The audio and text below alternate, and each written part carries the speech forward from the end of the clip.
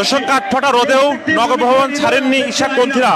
দর্শক, এই মুহূর্তে অবস্থান করছি ঢাকা দক্ষিণ সিটি কর্পোরেশনের মূল গেটের সামনে থেকে। আপনারা যেমনটা দেখছেন যে ইশাক হোসেনকে মেয়র দায়িত্ব বুঝে দেওয়ার দাবিতে নগর ভবনের সামনে বিক্ষোভ করছেন ইশাকপন্থীরা।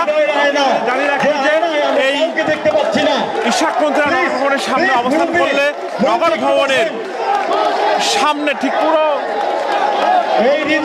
রাস্তা ব্লকেড হয়ে যায়, এতে যান চলাচল বন্ধ হয়ে যায়। আপনারা যেমনটা দেখছেন যে প্রচন্ড রোদেও এবং ইশাকপন্থীরা মেয়র ইশাক হোসেন মেয়র দায়িত্বে বুঝে দেওয়ার দাবিতে তারা কিন্তু এখানে অবস্থান করছে না। আমি যদি বলে রাখি, সকাল থেকে ঢাকাবাসী খণ্ড খণ্ড মিছিল নিয়ে তারা কিন্তু এই নগর ভবনের সামনে আসে। তারা যেমনটা জানিয়েছেন,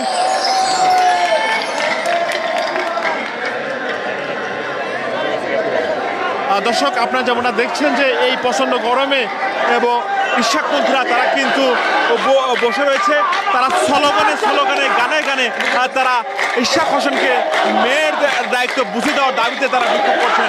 দর্শক, আপনারা যেমনটা দেখছেন যে এই নগর ভবনের সামনে ঠিক সাংস্কৃতিক অনুষ্ঠানের একটা মঞ্চ করা হয়েছে। কিছু সময় পর পর কিন্তু মঞ্চ থেকে গান এবং ম্যাজিক দেখানো হচ্ছে। আমরা একটা অনুষ্ঠান করি আপনাদের জন্যই তো আমরা, আর আমাদের জন্য আপনারা। আমি বলবো একজন মরহুম নগর পিতার কথা।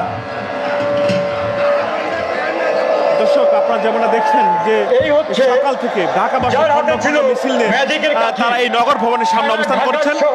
তারা যেমনটা জানিয়েছেন যে মেয়র ইশাককে কেন তিনি ছিলেন দিতে বাধা হচ্ছে, আর যারা বাধা দিচ্ছেন তাদের বিষয়ে তারা কিন্তু বিভিন্ন বক্তব্য দিচ্ছেন। বিশেষ করে উপদেষ্টা আসিফ মাহমুদের উপর ভালোবাসা ছিল নাম উল্লেখ করে তারা কিন্তু বিভিন্ন বক্তব্য দিচ্ছেন এবং তারা যেমনটা বলছেন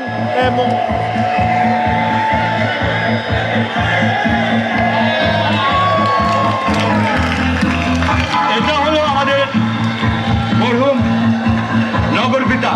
আর বর্তমান নগরপিতা যখন ক্ষমতায় চলে আসছেন, কিন্তু আমরা তাকে ক্ষমতা দিচ্ছি না। দর্শক, আপনারা যেমনটা দেখছেন যে নগর ভবনের সামনে যখন অর্থাৎ এইখানে বলবেন, তখন সারা ঢাকা শহর হয়ে যাবে এমনি করে ফুলের বাগান।